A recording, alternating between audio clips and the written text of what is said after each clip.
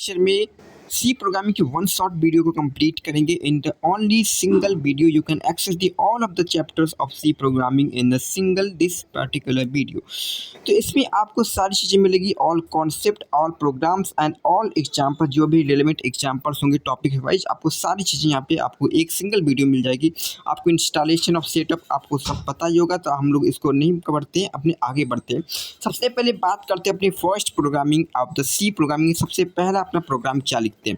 सबसे पहला हमारा प्रोग्राम होता है हैश इंक्लूड studio.h। आपको इंक्लूड करना पड़ेगा, क्योंकि अगर हम किसी भी अपने मैसेज को प्रिंट करा रहे हैं तो हमारे पास यूज करने के लिए एक प्रिंटफ फंक्शन होता है, जो कि यहाँ पे built in function, that is the library function, जो कि ऑलरेडी सी प्रोग्रामिंग की यहाँ पे लाइब्रेरी में डिफाइंड होता है। और जो भी सी प्रोग्राम की लाइब्रेरी में, जिस सी प्रोग्राम की लाइब्रेरी में डिफाइंड है, उसका नाम है studio.h। studio.h इससे लिखते हैं ताकि हम लोग कई सारे मल्टीपल यहाँ पे फंक्शन को अपने यहाँ पे यूज कर पाए। तो आपको सिंगल, आपको स्ट्रिंग यहाँ लिख देना, तो आपका आउटपुट वही सिंगल, आपको स्ट्रिंग जो भी आपने स्ट्रिंग डबल कोट्स में लिखा है वो सारी चीज़ें हो जाती है। आपको साथ ही सबसे पहले जो भी प्रोग्राम रन करता है मेन फंक्शन में जाता है, मेन फंक्शन को यहाँ पे रन करता है। और मेन फंक्शन एक प्रकार का क्या है, यूजर डिफाइंड फंक्शन है। आपको कई बार आपके वाइवा में, आपके इंटरव्यू में पूछा जाता है कि जो मेन फंक्शन होता है कौन सा फंक्शन होता है, तो आपको यहाँ पे यूजर डिफाइन करना, बिल्ट इन फंक्शन नहीं होता। ठीक है। अब यहाँ पे कंपाइलेशन के भी, यहाँ पे रनिंग की भी आपको चीज़ें होती हैं कि इस प्रकार से आपका रन होता है स्टेप बाय स्टेप। अब बात करते हैं अपने कमेंट्स एंड वेरिएबल्स की। यहाँ पे कई सारे आपके यहाँ पे कीवर्ड्स होते हैं कि जिस प्रकार से कमेंट क्या काम करते हैं, वेरिएबल्स क्या होते हैं, ऑपरेटर्स क्या होते हैं। सी के अंदर 32 ऑलरेडी रिजर्व्ड वर्ड्स होते हैं जिसको कीवर्ड्स बोलते हैं। तो कमेंट वो पार्ट होता है जिसको हम लोग यहाँ पे इग्नोर करता है कंपाइलर, मतलब कि अपना एक एक्सप्लेनेशन यहाँ पे अगर लिखना चाहे अपने कोड में, तो एक कमेंट की हेल्प से हम लोग यहाँ पे लिख सकते हैं, जो कि यहाँ पे पार्ट ऑफ कोड नहीं होगा, कंपाइलर वहाँ पे उसको रन एग्जीक्यूट नहीं करेगा। तो सिंगल लाइन कमेंट के लिए आपको यहाँ पे डबल फॉरवर्ड स्लैश आपको यूज करते हैं, और मल्टी लाइन कमेंट के लिए आप लोग यहाँ पे इस सिंबल को और इसके अंदर अपना जो भी मैसेज लिखना चाहते हैं आपको इसको यहाँ पे क्लोज कर देना। तो this simple step to how to take the comments. ठीक है, तो यहाँ पे सिंगल लाइन कमेंट आपको इस प्रकार से लिखना, आपको सारी लाइन क्या हो जाएगी, ग्रीन कलर की हो जाती है। अब वेरिएबल्स बात करते हैं, वेरिएबल्स इन सी क्या होता है। वेरिएबल्स एक प्रकार से कंटेनर होता है और नेम होता है स्टोरेज लोकेशन इन मेमोरी, जाकि किसी भी वैल्यू को होल्ड करने के लिए वेरिएबल्स का यहाँ पे हम लोग यूज करते हैं। तो हमारे आसपास कई सारे वैल्यूज होते हैं, वैल्यूज के टाइप होते हैं, जैसे कि आपका इंटीजर वैल्यू हो गया, कोई भी आपका पॉइंट वाले वैल्यूज हो गए, कोई भी एक कैरेक्टर हो गया। तो ये सारी वैल्यूज के लिए, सारी डेटा टाइप वैल्यूज को डिफरेंट आपके वेरिएबल्स होने चाहिए, डिफरेंट टाइप वाले कंटेनर होने चाहिए, ताकि हम लोग उस वैल्यू को स्टोर कर पाएँ। तो आपका सिंटैक्स सिंपल होता है कि आपका डेटा टाइप लिखना है, किस डेटा की वैल्यू, किस टाइप की डेटा की वैल्यू है, और देन अपने वेरिएबल का नाम लिखना होता है। वेरिएबल नेम आपका आइडेंटिफायर होता है, जिसमें कि आगे देखेंगे आइडेंटिफायर क्या होता है। ठीक है, जैसे कि आपका इंट एज हो गया, तो आपका इंट नाम का, आपका इंट डेटा टाइप का एज एक क्रिएट होगा, जिसमें कि एक इंटीजर यहाँ पे वैल्यू यहाँ पे इंसर्ट होगी। फ्लोट उसी प्रकार से आपका फ्लोटिंग पॉइंट को इंसर्ट करने के लिए होता है, होल्ड करने के लिए होता है। और कैरेक्टर, एक कैरेक्टर को, कैरेक्टर क्या होता है, जो भी सिंगल कोट्स में लिखे आप 1 लिख देते तब भी आपका कैरेक्टर माना जाएगा। आप कोई भी सिंबल लाइक डॉलर साइन लिख दें तब भी आपको यहाँ पे कैरेक्टर माना जाएगा। आप कुछ भी अगर आपने डबल कोट्स में लिख दिया तो आपका ये स्ट्रिंग माना जाता है। इससे हम लोग कैरेक्टर मानते हैं, और इस चीज़ को हम लोग क्या मानते हैं, स्ट्रिंग मानते हैं। ठीक है, सेट ऑफ यहाँ पे कैरेक्टर होता है, इसको हम लोग स्ट्रिंग मानते हैं। ठीक है, तो अब ये सारी चीज़ें आपको बेसिक सिंटैक्स हो जाएगा। आप एक ही लाइन में आप मल्टीपल वेरिएबल्स के क्रिएट करेंगे। आप सारे वेरिएबल्स किस टाइप के, इंटीजर टाइप के। ठीक है, वेरिएबल्स के नेमिंग्स के रूल्स कुछ होते हैं, दैट इज इसी को हम लोग यहाँ पे नेमिंग के रूल आपको आइडेंटिफायर भी कहते हैं। आपका जो भी वेरिएबल का नेम होता है, जैसे कि हमने एज लिखा, तो इस सारी चीज़ों को अपने मन से नहीं लिख देना, आपको यहाँ पे ये सारी चीज़ें 3 रूल्स यहाँ पे फॉलो करने होते हैं।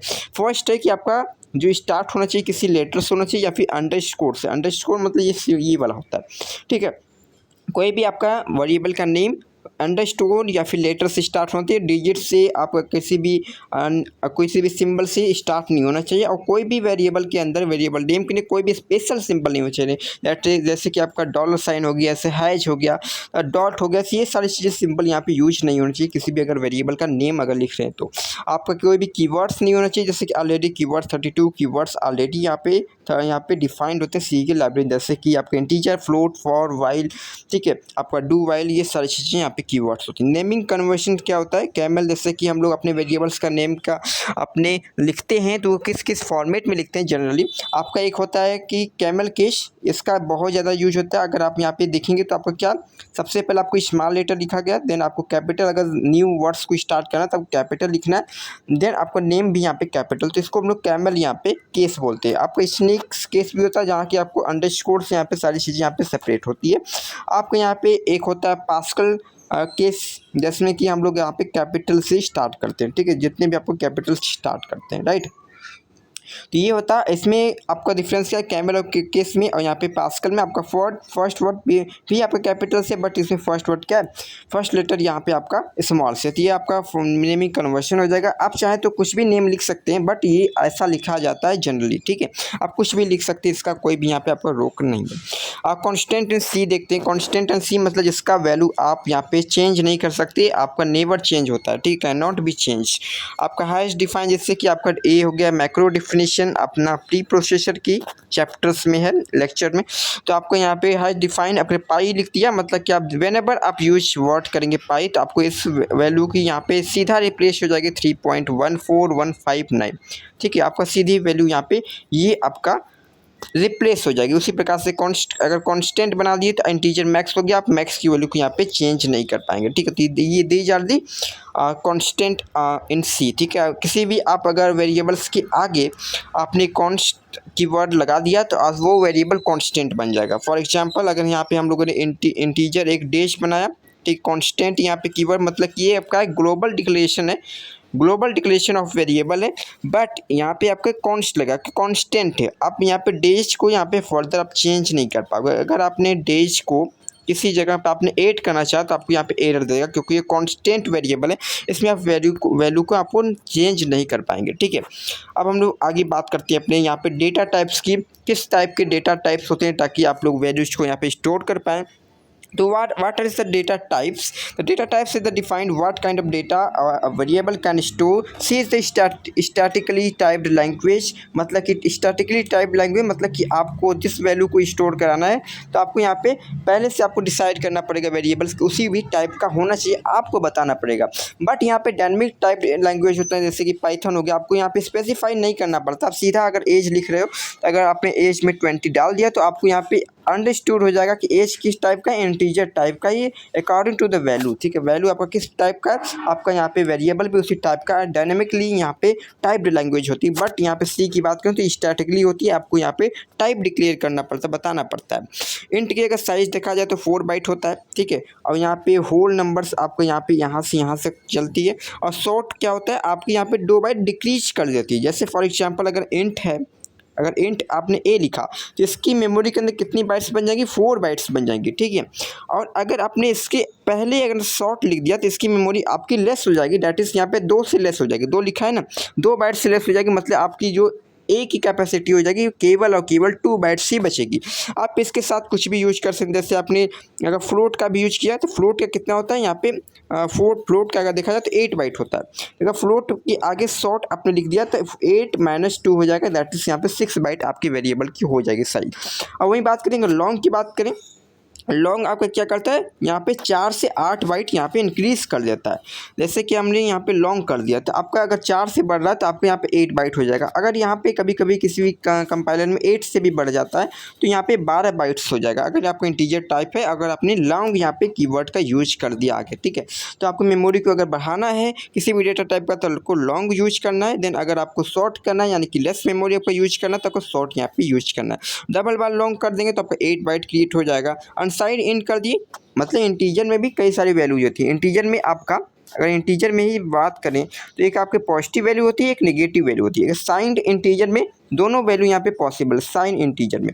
अगर आपने बात किया कि अनसाइन इंटीजर हम लेना चाहते हैं, अनसाइन मतलब कि आप बस केवल पॉजिटिव वैल्यू को ही लेना चाहते हैं, आप नेगेटिव को डिस्कार्ड कर रहे हो, तो मतलब कि आपका अनसाइन इंट हो जाएगा। अगर आपने अनसाइन इंट बनाया है तो आप इसमें नेगेटिव वैल्यू को स्टोर नहीं कर पाते हैं, आप बस इसमें बस पॉजिटिव वैल्यू को ही स्टोर कर पाएंगे, ठीक है। नेगेटिव वैल्यू को आप नेवर भी स्टोर आप नहीं कर पाएंगे। 0 से लेकर आपको 4 बिलियन यहाँ तक वैल्यू को स्टोर कर पाते हैं। अब फ्लोटिंग पॉइंट की देखते हैं, फ्लोटिंग पॉइंट क्या होता है। फ्लोटिंग पॉइंट जिसमें कि आपका दशमलव वाले यहाँ पे पॉइंट होते हैं, जिसमें भी पॉइंट वाले डिजिट्स होते हैं, तो ये सारी चीज़ें यहाँ पे स्टोर होती हैं। जैसे कि आपका 5.7 हो गया, तो ये सारी this type of value stored in the और type of the float type यहाँ पे वेरिएबल में स्टोर होती है। और डबल वही होता है, अगर फ्लोट का बड़ा साइज होता है तो वही डबल हो जाता है, लॉन्ग डबल मतलब इस साइज को यहाँ पे बढ़ा देता है, राइट। अब यहाँ पे कैरेक्टर टाइप को देखते हैं, ये भी कांस्टेंट हो, जैसे character store in single character का, सिंगल कैरेक्टर में अगर आपका यहाँ पे इंक्लोज है तो उसको यहाँ पे कैरेक्टर टाइप यहाँ पे करके इसके करस्पॉन्डिंग ASCII वैल्यू होती है। ASCII refers to American standard code for information interchange, ठीक है। इसके करस्पॉन्डिंग सारे के करस्पॉन्डिंग यहाँ पे इंटीजर में आपका ASCII वैल्यू होती है, ठीक है। इंटीजर में ASCII वैल्यू होती है, जैसे 65 हो गया, A की वैल्यू होती है, उसी प्रकार से आपका आगे आगे B का 66 होता है, उस प्रकार से। तो ये सारी चीज़ें ASCII वैल्यू में स्टोर होती हैं। अब बात करते हैं अपने वॉइड डेटा टाइप की। वॉइड डेटा टाइप मतलब होता है कि नो टाइप, आपको टाइप कोई भी डिक्लेयर नहीं करना है, मतलब आपने वॉइड बना दिया तो आपको यहाँ पे कोई भी नथिंग रिटर्न करेगा, कुछ भी रिटर्न नहीं करेगा, ये किसी भी टाइप का नहीं होता, ठीक है, वॉइड का, ठीक है। आगे देखेंगे कैसे कैसे पॉइंटर में वॉइड का यूज होता है, किस प्रकार से मेमोरी डिक्लेरेशन में, डायनेमिक मेमोरी एलोकेशन में वॉइड बहुत ज़्यादा यहाँ पे हेल्प करता है। अब बात करते हैं फॉर्मेट स्पेसिफायर। किसी भी अपने वैल्यू को अगर आपको यहाँ पे यूज करना है, एक्सेस करना है, जैसे आपके स्कैनअप से अपने एक्सेस करना है, प्रिंटअप से अपने प्रिंट कराना है, तो आपके पास यहाँ पे फॉर्मेट स्पेसिफायर होते हैं आपको डिफरेंट डेटा टाइप के लिए। %d या फिर %i होता है इंटीजर के लिए, %f होता है फ्लोट के लिए, %lf होता है डबल के लिए, %c होता है कैरेक्टर के लिए, %s होता है आपको यहाँ पे स्ट्रिंग के लिए, ठीक है। तो these are the format specify use to access the different kind of type of variables, ठीक है। जैसे %s यहाँ पे लिखा गया, तो आपको स्ट्रिंग और कैरेक्टर ऑफ एरे के लिए LD हो गया, यहाँ पे लॉन्ग इंट, ये सारी चीज़ें x हो जाएगा। आपका हेक्साडेसिमल के लिए, ऑक्टल के लिए O होता है।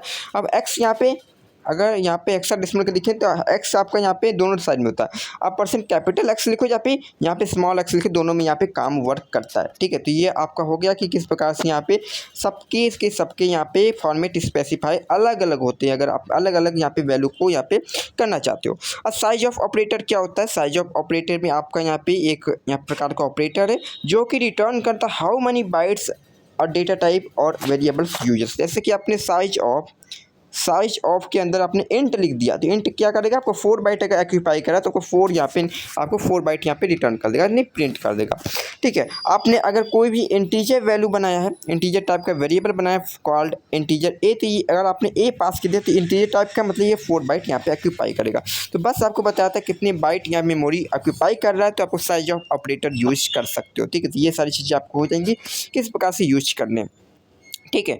अब बात करते हैं इनपुट एंड आउटपुट की, किस प्रकार से अपने मेमोरी में अपने वेरिएबल में डेटा इंसर्ट करते हैं विद द रन टाइम पे कैसे इंसर्ट करते हैं। जैसे कि आउटपुट विद प्रिंटफ से आउटपुट किस प्रकार से इंक्लूड करते हैं, जैसे हाइजिंको स्टूडियो.h से करते हैं।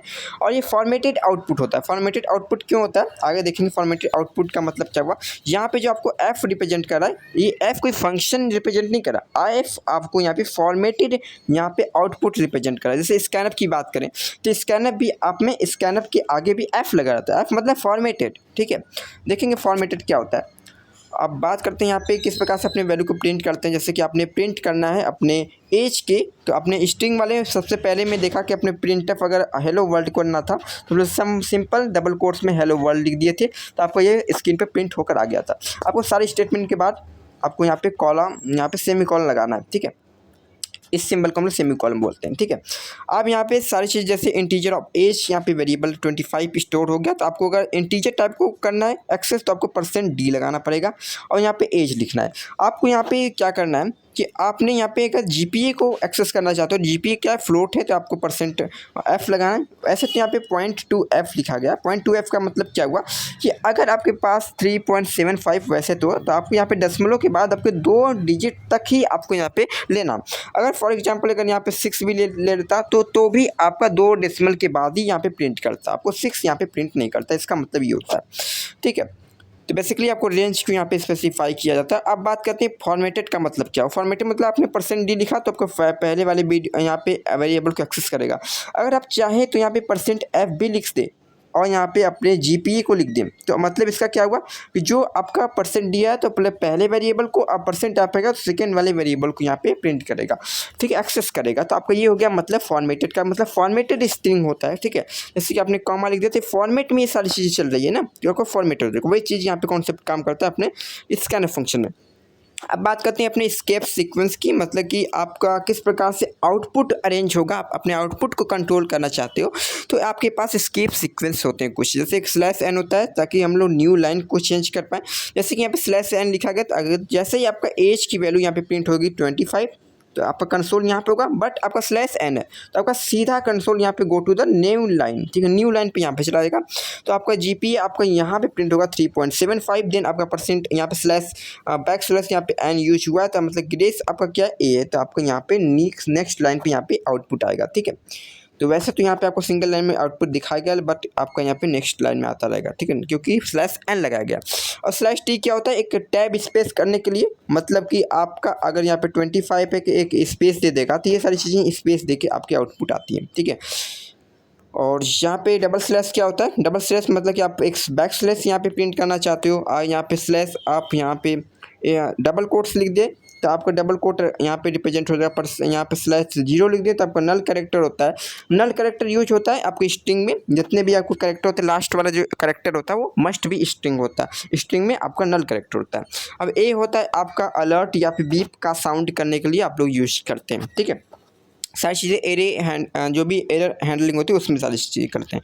अब इनपुट बेस स्कैनअप से इनपुट कैसे लेते हैं, ठीक है। अपने आउटपुट को तो यहाँ पे रिप्रेजेंट करा लिया, तो स्कैनअप से आपको इसके लिए भी जो यूज होता है studio.h होता है। अब एक m% यूज होता है जिसको एड्रेस ऑफ ऑपरेटर्स बोलते हैं, ठीक है, एड्रेस ऑपरेटर बोलते हैं इसको। प्रिंट यहाँ पे पॉइंटर वाले चैप्टर में अच्छे समझ में आएगा कि एड्रेस क्या होता है, एड्रेस क्या होता है और यहाँ पे डी रेफरेंसिंग क्या होती है।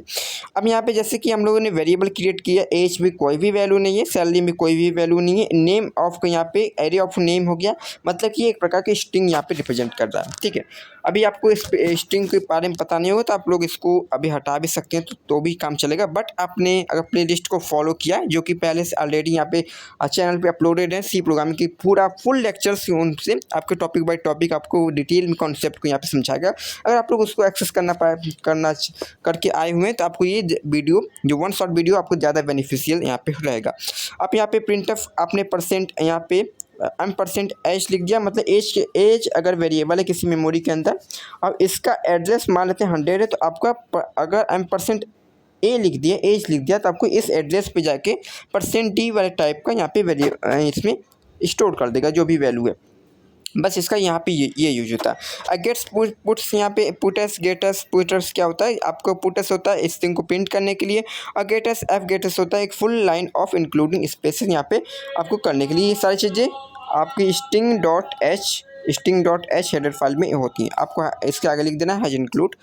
तो ये सारी चीज़ें आपको यहाँ पे प्रिंट करना है। आपको स्कैनअप से भी अपने स्ट्रिंग को ले सकते हैं, जैसे कि आप लोग यहाँ पे स्कैनअप से भी लिए हैं, ठीक है, यहाँ पे स्कैनअप से भी लिए, ये वाला हो गया जैसे नेम, ये स्कैनअप से लिए, बट ये क्या करेगा, अगर आपने कुछ भी अपना नाम डाला, फॉर एग्जांपल ABC और XYZ लिखा, अगर आपका यहाँ पे इसके बीच में स्पेस है तो आपको ये वाला नहीं लेगा अगर स्कैनअप का यूज कर रहे हो। यहाँ आपका वाइट स्पेस आ गया, इसके बाद वाली वैल्यू को यहाँ पे इंसर्ट नहीं करता स्कैनअप।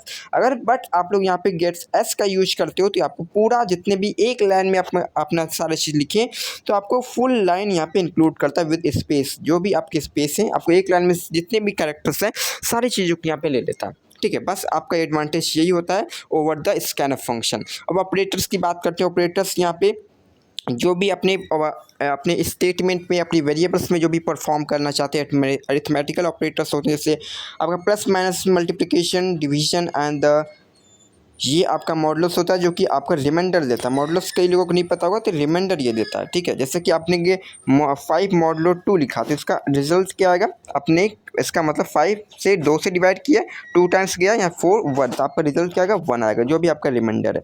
सिंपल आपका प्रोग्राम होता है, ठीक है। मल्टीप्लिकेशन में आपको ये वाला सिंबल यूज नहीं करना, आपको यहाँ पे एस्ट्रिक्स सिंबल यूज करना है, ठीक है, एस्ट्रिक्स सिंबल, ठीक है। इसको सिंबल क्या बोलते हैं, एस्ट्रिक्स बोलते हैं, एस्ट्रिक्स बोलते हैं, इस सिंबल को एस्ट्रिक्स बोलते हैं। और ये डिवीजन के लिए आप लोग को पता है, ये आप ये सारी चीज़ें यहाँ पे परफॉर्म कर सकते हो, ठीक है। तो आपको यहाँ पे 2 वेरिएबल्स क्रिएट करना, अपने दोनों वेरिएबल्स में यहाँ पे प्रिंट अप कर सकते हो विद द %d, क्योंकि सारी चीज़ें इंटीजर वैल्यू होगी, ठीक है। अगर अपना डिवीजन अगर यहाँ पे पॉइंट में आ रहा था परसेंटेज एफ लिख देंगे तो आपका पॉइंट में चला जाएगा, ठीक है। तो पॉइंट में यहाँ पे चीज़ें आपकी आ जाएंगी। अब यहाँ पे ऑपरेटर होता है एक बाइनरी हो गया, ठीक है। इसका ऑपरेटर का नाम होता है, ये बाइनरी ऑपरेटर होता है। अरिथमेटिकल ऑपरेटर यहाँ पे बाइनरी ऑपरेटर होता है, मतलब इट्स रिक्वायर्ड था टू ऑपरेंड, ठीक। ऑपरेंड मतलब कि ये जो आपके वेरिएबल्स हैं ये आपके क्या है, ऑपरेंड है।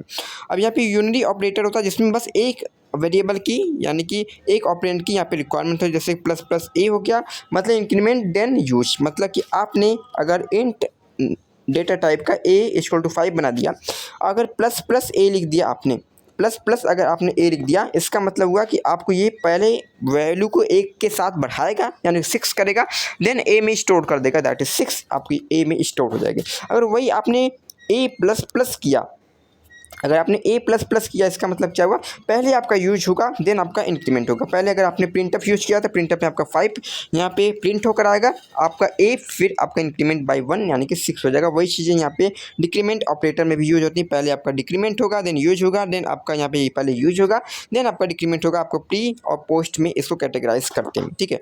अब यहाँ पे असाइनमेंट ऑपरेटर होता है, किसी भी वैल्यू को असाइन करता है इनटू द वेरिएबल, जैसे एक्स इक्वल टू 5 तो आपको 5 यहाँ पे एक्स में स्टोर हो जाएगी वेरिएबल में। अब यहाँ पे प्लस एड एंड असाइनमेंट मतलब कि आपने ऐड किया और असाइन कर दिया, अब इसका मतलब एक्सपेंडेड फॉर्म ये हो जाएगा। एक्स में एक्स को आपने बढ़ाया 3 के साथ, फिर से आपने एक्स में ही स्टोर कर दी। यही सारी चीज़ें इसके साथ भी काम करती हैं, ठीक है। मॉडुलस होता है मतलब कि आपने रिमाइंडर स्टोर कराना उसी वेरिएबल में। अब कुछ कंपैरिजन ऑपरेटर्स होते हैं जो कि यहाँ पे हमें से अपना ट्रू और फॉल्स में वैल्यू देते हैं। True that is 1 and false that is 0, ठीक है। अगर आपका इक्वल होता है, अगर ये सारी चीज़ें यहाँ पे ट्रू होती हैं तो आपको रिटर्न 0 1 देगा, नहीं तो यहाँ पे आपका 0 दे देगा।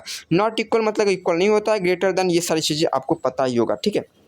हम लोग जल्दी से आगे बढ़ते हैं, अपने नेक्स्ट देखते हैं। अपना लॉजिकल ऑपरेटर होता है मतलब कि अगर आपका दो कंडीशन यहाँ पे अगर ट्रू होता है तो आपका यहाँ पे ट्रू देगा, जैसे कि ए एंड बी हो गया, ए एंड बी हो गया। तो आपको अगर ए में वैल्यू कुछ है, नॉन नेगेटिव वैल्यू अगर है, जैसे फॉर एग्जांपल बी है और यहाँ 5 है और बी में यहाँ पे 6 है, तो आपको यहाँ पे 1 रिटर्न कर देगा, क्योंकि यहाँ पे दोनों में क्या है, नॉन नेगेटिव वैल्यू। अगर एक में नेगेटिव वैल्यू होगा तो आपको 0 कर देगा, दोनों में नेगेटिव हुआ तब भी 0 कर देगा, ठीक है। नॉन नेगेटिव वैल्यू यहाँ पे होना चाहिए। अगर बात करें नॉन नेगेटिव वैल्यू की, मतलब कि कौन कौन यहाँ पे फॉल्स होता है, अगर फॉल्स की बात करें तो आपको 0 फॉल्स होता है।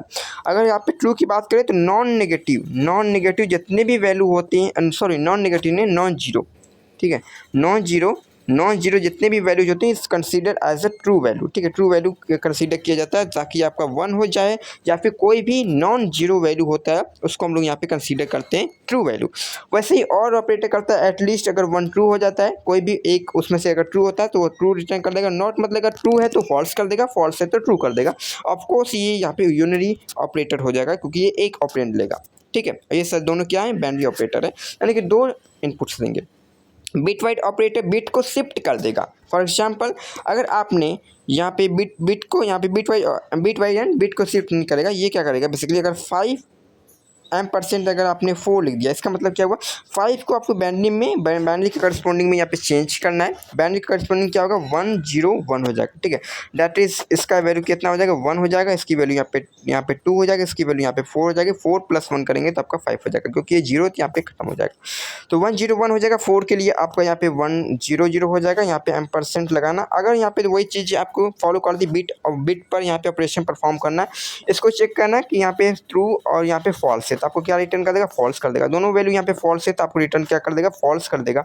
अगर दोनों वैल्यू यहाँ पे ट्रू है तो आपको यहाँ पे ट्रू रिटर्न कर देगा, मतलब कि आपका 1 0 0 दैट इज यहाँ पे 4 आपका आंसर यहाँ पे रिटर्न कर देगा, ठीक है। वही चीज़ अगर यहाँ पे परफॉर्म होती है तो 1 0 1, अगर आपने 5 और बिटवाइज और 4 लगा दिया तो 1 0 0, अगर आपने और लगा दिया तो यहाँ पे अगर एटलीस्ट 1 अगर ट्रू होता तो आपको 1 यहाँ पे ट्रू देगा। दोनों फॉल्स है, फॉल्स, एटलीस्ट 1 अगर ट्रू होगा तो यहाँ पे आपको ट्रू देगा, ठीक है।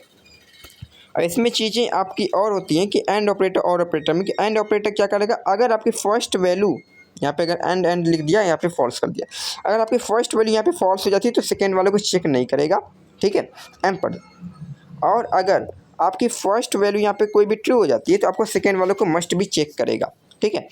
और वहीं पे अगर बात करें और ऑपरेटर की, और ऑपरेटर यहाँ पे उल्टा करता है कि अगर आपके फर्स्ट वैल्यू यहाँ पे ट्रू हो गई तो यहाँ पे सेकेंड वैल्यू को चेक नहीं करेगा। अगर आपकी फर्स्ट वैल्यू यहाँ पे फॉल्स होगी तब आपको यहाँ पे सेकेंड वाले वैल्यू को यहाँ पे चेक करेगा।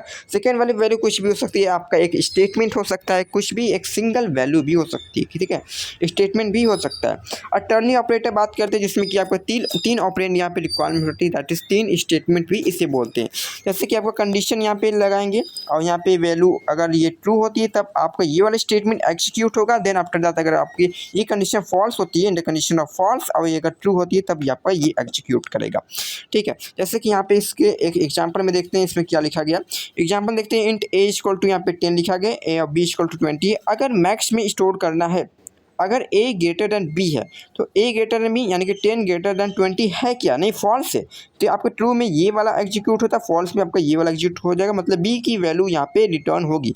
बी की वैल्यू क्या है 20, मतलब मैक्स के अंदर 20 स्टोर हो जाएगा, दैट इज आपका मैक्स को आप प्रिंट कराएंगे तो आपका 20 यहाँ पे रिटर्न होकर आ जाएगा, दैट इज आउटपुट आपका आ जाएगा, ठीक है। अपने नेक्स्ट यहाँ पे टॉपिक में बढ़ते कंडीशनल स्टेटमेंट। कंडीशनल स्टेटमेंट मतलब कि आपका अपने फ्लो ऑफ कंट्रोल को यहाँ पे कंट्रोल करना चाहते हो, जैसे कि आप इफ स्टेटमेंट होता है, इल्स स्टेटमेंट होता है, इल्स इफ स्टेटमेंट होता है। जैसे कि ये execute of block of code only a condition is true, अगर कंडीशन आपका ट्रू होता है तभी आपका ब्लॉक ऑफ कोड यहाँ पे एग्जीक्यूट करता है। जैसे आपका एज में 18 हो गया, अगर एज आपके 18 के इक्वल है या फिर ग्रेटर है तब आपको इस ब्लॉक ऑफ कोड को एग्जीक्यूट करना है। ब्लॉक ऑफ कोड मतलब कि इस कोड के अंदर आपका जो भी चीज़ लिखा गया है इसको आपको block of code he consider करना है। मतलब कि यहाँ पे आपको लिखा गया ये वाला और ये वाला, तब आपका ब्लॉक ऑफ कोड हो गया।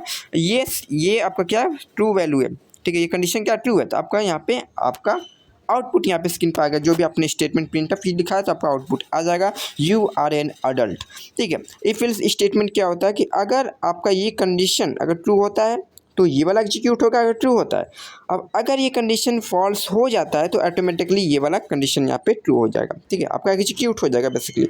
इसमें फ्लो चार्ट क्या बन जाएगा कि यहाँ पे अगर डायमंड से कंडीशन को रिप्रेजेंट करते हैं, अगर ये कंडीशन यहाँ पे ट्रू हो जाता है, इसको कर देते हैं ए कंडीशन है, अगर ए कंडीशन यहाँ पे अगर ट्रू हो जाता है तो आपका इसको स्टेटमेंट बी पार्ट बोल देते हैं, तो बी वाला एग्जीक्यूट होगा।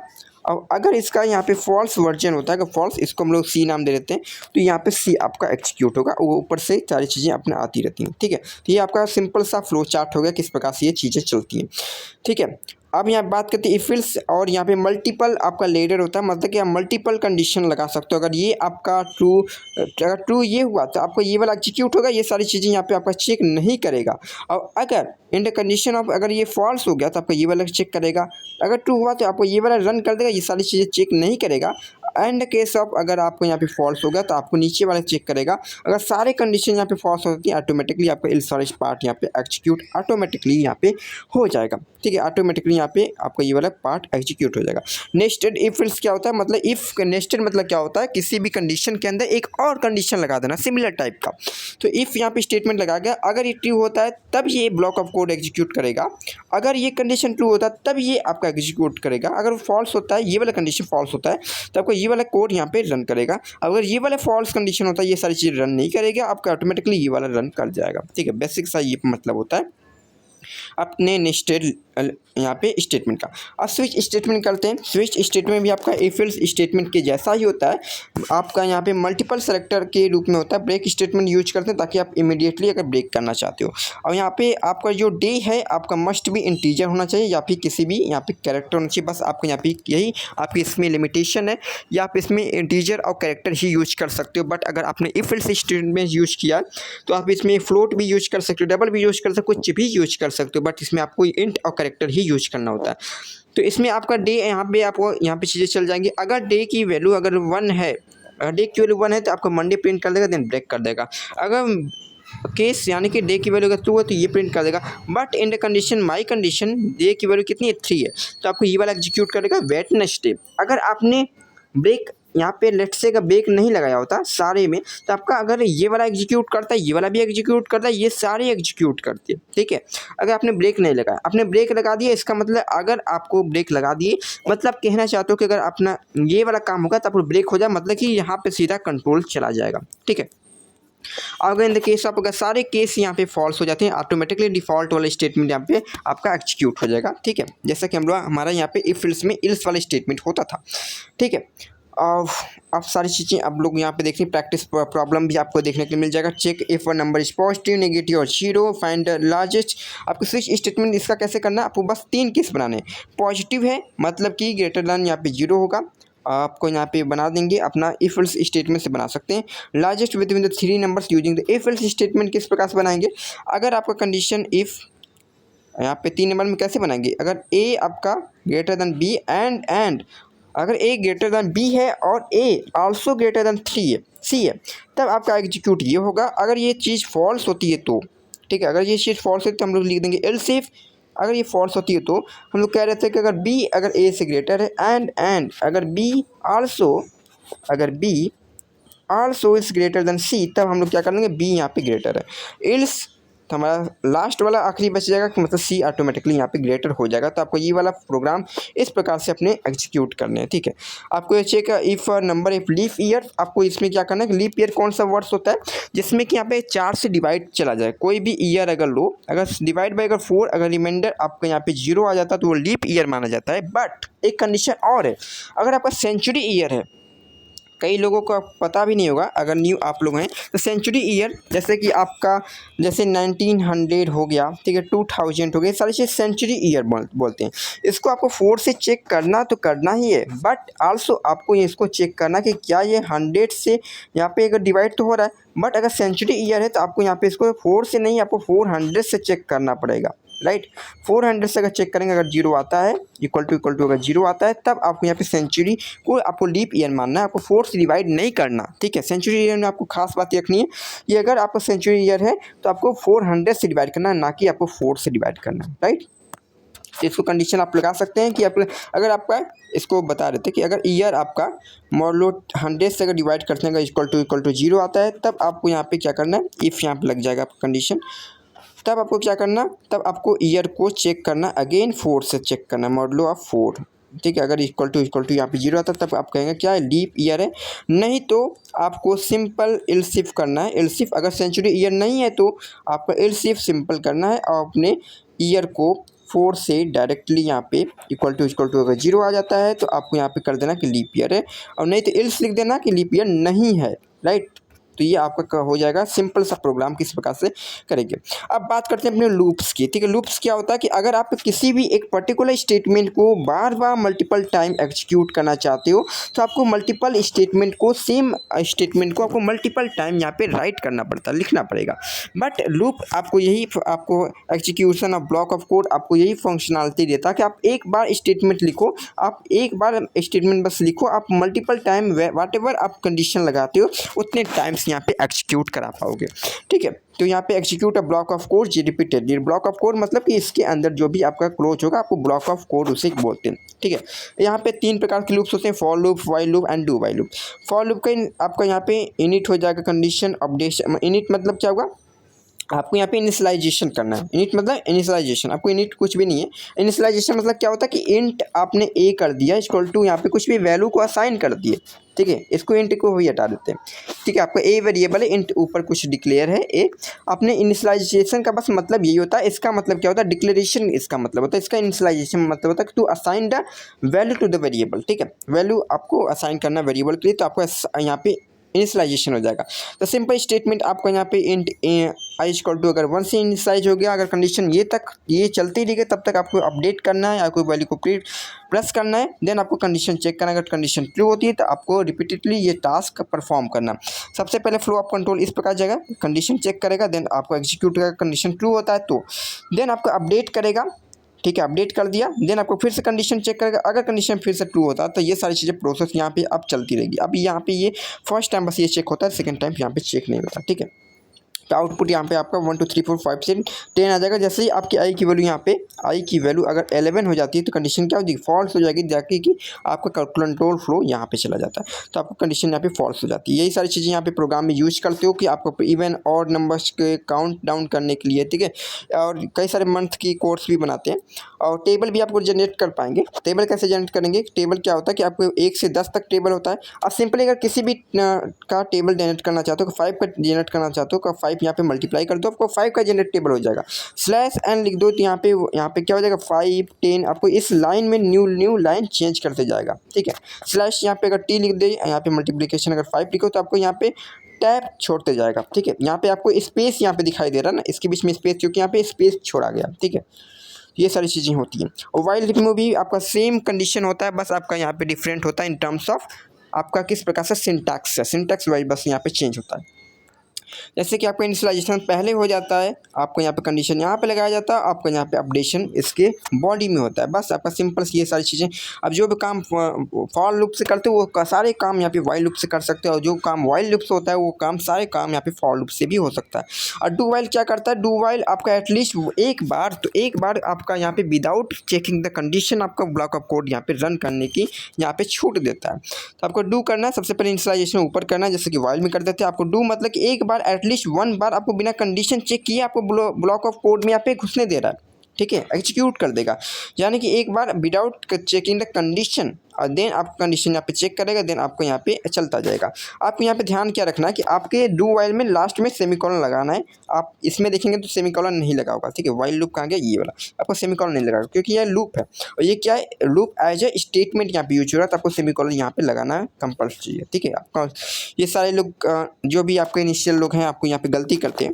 अब बात करते हैं नेस्टेड लूप। नेस्टेड मतलब क्या होता है, लूप के अंदर लूप लगाना। इफ़ नेस्टेड इफ़ क्या होता था कि इफ़ के अंदर इफ़ लगाना, और नेस्टेड का लूप का मतलब लूप के अंदर लूप लगाना, ठीक है। तो वैसे ही यहाँ पे लूप के अंदर लूप लगाया गया, जैसे कि यहाँ पे i इंटू जे को प्रिंट किया जा रहा है। इसका मतलब क्या प्रिंट होगा, i की वैल्यू फर्स्ट टाइम i की वैल्यू क्या होगी, 1 हो जाएगी। देन आपके j की वैल्यू 5 बार चलेगी, ठीक है, विद प्लस प्लस करते हैं, तो i की वैल्यू यहाँ पे 1 होगी। तो 1 अगर i की वैल्यू है तो इस पर्टिकुलर टाइम को मल्टीप्लाई यहाँ पे प्रिंट करके देना। इसका मतलब आपको 1 आपका आउटपुट 1 आ जाएगा, ठीक है। आप यहाँ पे j की वैल्यू इसी इटरेशन में आपको j की वैल्यू यहाँ पे 2 हो जाएगी। देन आपको 1 इंटू 2 दैट इज 2 हो जाएगा, 3 हो जाएगी। इस प्रकार से करेंगे।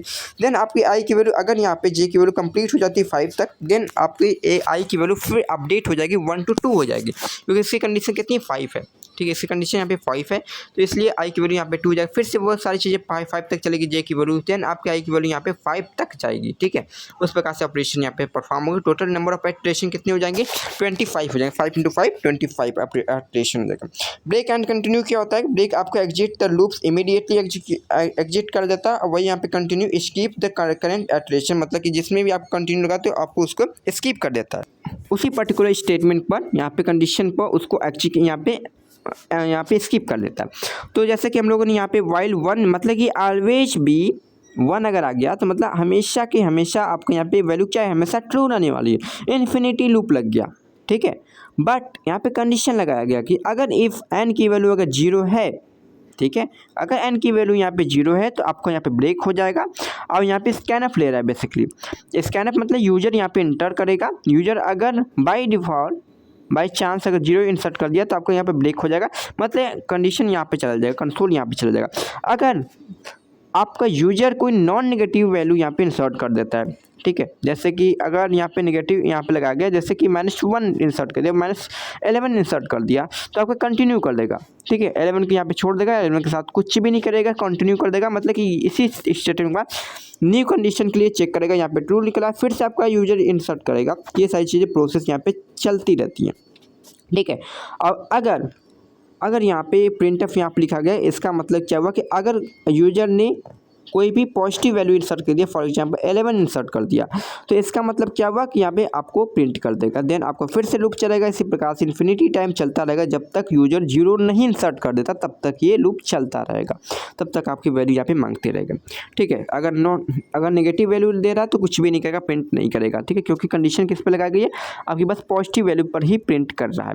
आप प्रैक्टिस प्रोग्राम भी आप कर सकते हैं इसके साथ, print right triangle pattern star pattern, मतलब कि आपका राइट एंगल किस प्रकार से होता है, इस प्रकार से होता है, इस प्रकार से राइट एंगल ट्रायंगल होता है। जैसे कि इसमें स्टार 1 स्टार हो गया, यहाँ पे 2 स्टार हो गए, यहाँ पे आपका 3 स्टार हो गया, यहाँ पे आपका 4 स्टार। इसका कैसे प्रोग्राम बनाएंगे, इसके प्रोग्राम के लिए इसी में हम लोग देख सकते हैं कि यहाँ पे i = 1, i <5 और i = 1, इसको हम लोग क्या कर देंगे, j i तक इसको चला देते हैं। i यहाँ पे j को प्लस कर देंगे, अपने यहाँ पे इसको प्रिंट करने के बजाय इसको प्रिंट हम लोग ना करें, सिंपल डबल कोट्स में अपने अगर डबल कोट्स में अपने स्टार को प्रिंट कर देंगे तो आपको यहाँ पे और यहाँ पे स्लैश टी लगा दें और प्रिंट एफ स्लैश एन, ठीक, आपको ये आपका आंसर आ जाएगा। ठीक, तो आपका सिंपल ट्रायंगल यहाँ पे इंसर्ट कर पाओगे। आपको इसी प्रकार से पास्कल भी ट्रायंगल इंसर्ट करते हैं। तो ये सारी चीज़ें आपको जितने भी इसके लूप्स के प्रोग्राम्स हैं आपको डिटेल्ड में आपको लेक्चर बाय लेक्चर आप लूप वाले अगर प्लेलिस्ट में जाएंगे तो यहाँ पे चीज़ें आपको मिल जाएगी, सारी चीज़ें आपको मिल जाएगा। फैक्टोरियल किस प्रकार से निकालते हैं, फैक्टोरियल मतलब जैसे फैक्टोरियल आप 5 का निकालना चाहते हो तो 5 into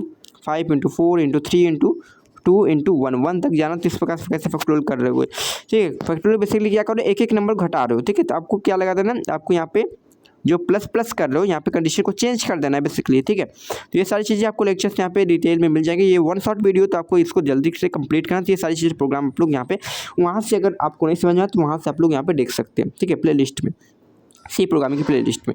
find the sum of digits of a number, अगर सम ऑफ डिजिट्स करना है, ठीक है, तो आपको किस प्रकार से कंडीशन उसकी भी होती है कि आपको जो रिमाइंडर वाले मॉडलो वाले यहाँ पे फंक्शन यहाँ पे यूज होते हैं, ठीक है। Prime print prime numbers between the 1 and 100, तो 1 और 100 के प्राइम नंबर्स अगर आपको करना है तो इसके लिए आप फंक्शन बना सकते हो, ठीक है, जिसमें कि आपको हर आई जो कि नंबर जो लेस रहेगा, आई अगर लेस रहेगा सबके लिए आपको चेक करना पड़ेगा कि एन क्या डिवाइड होता है आई से। अगर इक्वल टू 0 हो जाता है तो आपका प्राइम नंबर नहीं है, ठीक है, अगर नहीं होता है तब आपका प्राइम नंबर होता है, ठीक है। तो ये सारी चीज़ें होती हैं।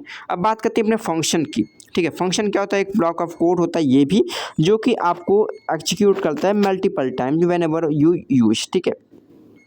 आप लोग यहाँ पे देख सकते हैं ये सारी चीज़ डेफिनेशन आप पढ़ सकते हैं, अपने से भी पढ़ सकते हैं। और फंक्शन की सिंटैक्स देख सकते हैं, सबसे पहले आपका रिटर्न टाइप होता है, फंक्शन का नेम होता है, देन पैरामीटर होता है और यहाँ पे रिटर्न वैल्यू होती है, ठीक है। ये सारी चीज़ें हम लोग फंक्शन के टाइप भी पढ़े हैं, बहुत डिटेल पढ़े हैं। तो यहाँ पे बस थोड़ा सा इंट्रोडक्शन लेते हैं और सारी चीज़ें आपको डिटेल में अगर जानना है तो आप वीडियो को फॉलो कर सकते हैं, लेक्चर्स को, ठीक है, प्ले लिस्ट को। अब यहाँ पे देखते हैं कि फंक्शन किस प्रकार से क्रिएट की जाती है। फंक्शन का यहाँ पे सबसे पहले अपना मेन फंक्शन हो गया। मेन फंक्शन के अंदर आपको यहाँ पे फंक्शन की कॉलिंग हो रही है, रिजल्ट, ठीक है, 8 की यहाँ पे कॉलिंग हो रही है और रिजल्ट में स्टोर किया जा रहा है with the value of 5 and 3, ठीक है। आप बात करते हैं कि रिजल्ट क्या यहाँ पे ऐड क्या है, तो ऐड अपने चेक करेंगे ऐड क्या है, एक फंक्शन है। तो एक यहाँ पे फंक्शन है, 8 के डिफरेंशियल सबसे पहले ऊपर चेक करेगा, तो ऊपर यहाँ पे आपको डिक्लेयर किया गया, तो मतलब इसको क्या करेंगे, प्रोटोटाइप करेंगे। या तो आप इसको उठाकर मेन फंक्शन के ऊपर लिख दो, या फिर आप अगर नीचे लिख रहे हो तो आपको प्रोटोटाइप यहाँ पे डिक्लेयर करना पड़ता है, क्योंकि आपके मेन फंक्शन के ऊपर ही सारे फंक्शन की यहाँ पे डेफिनेशन होती है। अब यहाँ पे फंक्शन की डेफिनेशन आपका यहाँ पे क्या कि आपको रिटर्न करेगा प्लस करके, मतलब कि 5 + 3 आपको 8 यहाँ पे रिटर्न करेगा, इसके अंदर 8 रिटर्न करेगा, आपकी वैल्यू यहाँ पे 8 आ जाएगी, ठीक, सिंपल, ठीक है, यह फंक्शन हो जाएगा। वाइट फंक्शन क्या होगा, मतलब कि कुछ भी रिटर्न नहीं करेगा, रिटर्न आपका यहाँ पे क्या करेगा, कुछ भी नहीं रिटर्न, यहाँ पे रिटर्न कुछ भी नहीं करेगा। इंट है तो इंटीजर वैल्यू रिटर्न कर रहा है, और यहाँ पे क्या था, इंट साइज का था तो इंटीजर वैल्यू रिटर्न कर रहा है। 8 क्या है, इंटीजर वैल्यू है, ठीक। तो वाइट मतलब कुछ भी रिटर्न नहीं करता, तो आपको सिंपली आपका डेटा टाइप यहाँ पे रिटर्न डेटा टाइप आपको वाइट करना है। तो ये सारी चीज़ें आपको वाइट का यहाँ पे यूज होता है। पास बाई वैल्यू और पास बाई रेफरेंस दोनों के साथ अपनी वैल्यू को यहाँ पे ले सकते हो। जैसे कि अगर पास बाई वैल्यू करो तो आपको वैल्यू देना, जैसे कि हम लोगों ने पास बाई, ये प्रोग्राम किसका था, पास बाई वैल्यू का था। आप यहाँ पे पास बाई रेफरेंस की बात करते हैं, पास बाई रेफरेंस मतलब उसकी लोकेशन दे दो। अगर आपने %a लिख दिया तो मतलब आपने क्या दिया, उसका एड्रेस दे दिया ए का। अब अगर आपने एड्रेस दे दिया ए का तो इसका एड्रेस आपको नॉर्मल वेरिएबल में तो स्टोर नहीं कर सकते, उसके लिए आपका एक होता है कंसेप्ट पॉइंटर।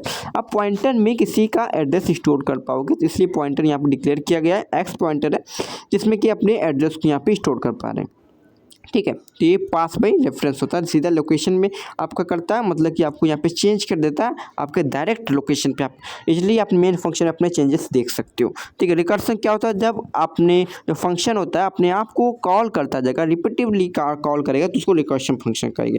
जैसे कि यहाँ पे एक कंडीशन लगा, क्योंकि अगर रिपीटिवली काम कर रहा है, कॉल कर रहा है, तो डेफिनेटली यहाँ पे इनफाइनाइट बाय यहाँ पे टाइम्स ऑफ यहाँ पे कॉलिंग करेगा। तो आपको एक प्रकार का यहाँ पे लूप लगाना, यहाँ पे टर्मिनेटर कंडीशन लगाना पड़ेगा कि ये कब रुकेगा, ठीक है। तो आपको यहाँ पे कंडीशन आपको देखने के लिए मिल जाएगा। इस प्रकार फैक्टोरियल भी निकालते हैं, फिबोनाची सीरीज भी निकालते हैं, ठीक है, ये सारी चीज़ें आपको निकालते हैं। अब स्टैंडर्ड लाइब्रेरी फंक्शन किस प्रकार से, प्रिंटफ के लिए आपको studio.h, इनपुट आउटपुट के लिए मैथ के लिए मैथ.h, स्ट्रिंग ऐसे स्ट्रिंग के लेंथ फाइंड करने के, स्ट्रिंग को कॉपी करने के लिए, स्ट्रिंग को कंपेयर करने के लिए क्या इक्वल है कि नहीं इक्वल है, और पावर करने के लिए, स्क्वायर रूट करने के लिए, और ABS, ये सारी चीज़ें मैथ की ऑपरेशन है। मैलोक एंड फ्री और कैलोक भी हो जाएगा, रियलॉक भी हो जाएगा। मेमोरी डायनेमिक मेमोरी लोकेशन के लिए आपका स्टूडियो लिब होता है, एग्जिट भी होता है, ठीक है। फाइल हैंडलिंग के लिए फाइल हैंडलिंग के लिए टाइम और ये सारी क्लॉक आपको यहाँ पे टाइम डॉट एच ये सारी चीज़ें करस्पॉन्डिंग आपको हेडर फाइल्स यहाँ पे मिल जाएंगे। ठीक है। एरे की बात करते हैं। एरे क्या होता है? Collection of same data type के एलिमेंट्स। ठीक है। हम लोग वेरिएबल जो भी क्रिएट कर रहे थे इसमें सिंगल एलिमेंट को स्टोर कर पाते बस हमें अगर एक सेम वेरिएबल में एक सिंगल वेरिएबल में मल्टीपल एलिमेंट अगर सेम डेटा टाइप को स्टोर करना है तो we have to use the array. ठीक है। एरे कॉन्सेप्ट आपको यहाँ पे यूज होता है। एरे में आपको सबसे पहले यहाँ पे साइज डिक्लेयर करना पड़ता है। ये सारी चीज़ आपको सेम रहती हैं जिस प्रकार से वेरिएबल को डिक्लेयर करते हैं। ठीक है। आपको यहाँ पे साइज स्पेसिफाई करना है कि आपको कितने नंबर्स यहाँ पे स्टोर करने हैं। तो ये सारी चीज़ें आपको स्टोर रहती है। कॉन्टिन्यूस मेमोरी में होती है। अगर आपने ऐसा लिख दिया तो मेमोरी के अंदर कुछ इस प्रकार से ब्लॉक्स बन जाएंगे। अगर आपका इसका 100 पोजीशन लोकेशन तो 104 हो जाएगा, 100 यहाँ पे 8, 100 यहाँ पे 12 बन जाएगा, 100 यहाँ पे 12, यहाँ पे 116 बन जाएगा। ठीक है। तो ये आपका ब्लॉक यहाँ पे बन जाएगा, कंटिन्यूस मेमोरी लोकेशन बन जाएगा। आप इजीली फाइंड कर सकते हो with the help of pointer अगर बनाते हो तो। आप बात करते हैं एरे का जो नेम होता है खुद अपने पॉइंटर होता है। आपने स्कोर लिखा तो ये खुद अपने आप में क्या है? पॉइंटर होता है। ठीक है। पीटीआर तो आपका खुद में पॉइंटर होता है। पॉइंटर आप चैप्टर पढ़ेंगे तो आपको समझ में आएगा। एक्सेसिंग एरेज एलिमेंट किस प्रकार से एक्सेस करेंगे? एरे का नाम लिखना है विद एक्सेस यहाँ पे आपको उसका इंडेक्स नंबर लिखना है। इंडेक्स नंबर क्या होता है? इंडेक्स नंबर जैसे कि इसका मेमोरी लोकेशन में अगर आपने ये वैल्यू स्टोर किया तो मेमोरी लोकेशन कुछ इस प्रकार से 5 ब्लॉक्स बन जाएंगे। इंडेक्स आपका 0 से स्टार्ट होगा, 1 2 3 एंड 4 इस प्रकार से आपका इंडेक्शन पॉइंट हो जाएगा। ये क्या आपका इंडेक्स है? अगर आपने लोकेशन करें तो 100 पोजीशन 104, 100 यहाँ पे 8 हो जाएगा, 112, 116। ठीक है। ये आपको ये लोकेशन यानी कि एड्रेस होगा। ठीक है। तो आपको इजीली फाइंड कर सकते हो with the help of address यहाँ पे इंडेक्स। ठीक है। इंडेक्स आपको दे देना उसके करस्पॉन्डिंग 0 इंडेक्स पर क्या है? ये 0 है, ये 1 है, ये यहाँ पे ये 1 है, यहाँ पे 2 है, ये आपका 3, ये आपका 4 है। ठीक है। तो 0 पे करते हो तो आपका 10 हो जाएगा, 4 पे करते हो तो यहाँ पे 50 आपको यहाँ पे रिप्रेजेंट होकर आएगा। आप यहाँ पे चेंज भी कर सकते हो AR ऑफ 2 यानी कि इसके वैल्यू को 30 से आप क्या कर लो 99 करोगे। आपने फिर से एक्सेस किया तो आपको 99 यहाँ पे चेंजेस आपको नज़र आ जाएंगे। ठीक है। आप लोग पता कर पा रहे हैं कि किस प्रकार से लोकेशन पर जाके वैल्यू को चेंज किया जा रहा है। एरे को आप लूप्स की हेल्प से भी कर सकते हैं जैसे कि आप लोगों ने यहाँ पे अपने 0 1 2 ये सारी चीज़ कर रहे हैं। अब वहीं पे अगर AR ऑफ आई को पास कर दें, आई में हमेशा इंक्रीज कर दें, आई प्लस प्लस वैल्यू की इंक्रीज सारी वैल्यू हमें मिलती जाएंगी। तो इस प्रकार से आप लोग लूप भी लगाकर इस चीज़ों को परफॉर्म कर सकते हैं। ठीक है। ये आपका रहा प्रोग्राम किस प्रकार से सम करेंगे of the all of the elements of the array. ठीक। अब यहाँ पे 2D एरे की बात करते हैं जैसे कि एरे में आपका यहाँ पे सिंगल एरे हो गया। ठीक है। आपका लीनियर में एक जा रहा है, इसको हम लोग आल्सो कॉल्ड वेक्टर, वेक्टर बोलते हैं। और 2D की बात करते हैं यहाँ पे multiple collection of 1D array. ठीक है। ये क्या देखें, ये भी आपका 1D एरे है, ये भी 1D एरे है। ठीक है। और ये भी 1D एरे है। एक बार इसको इस प्रकार से समराइज किया जाए तो यहाँ पे ये इस प्रकार से कुछ 1D3 आपके 1D एरे यहाँ पे नजर आ रहे होंगे। तो इस प्रकार से वैल्यू को किस प्रकार से करेंगे? वेक्टर 1D एरे को कहते हैं। इसको हम लोग सिंपल मैट्रिक्स बोलते हैं। ठीक है। इसका मतलब क्या हुआ कि यहाँ पे 3/3 आपको 3 नंबर ऑफ रोज होंगे, 3 नंबर्स ऑफ रोज, यहाँ पे 3 नंबर्स ऑफ कॉलम। पहला जो रिप्रेजेंट करता है आपका रो, मतलब कि ये आपकी हॉरिजॉन्टल लाइन जो होती है आपका रो हो गया। और जो सेकेंड वाला रिप्रेजेंट करता है कॉलम रिप्रेजेंट करता है, मतलब ये आपके कॉलम्स होंगे।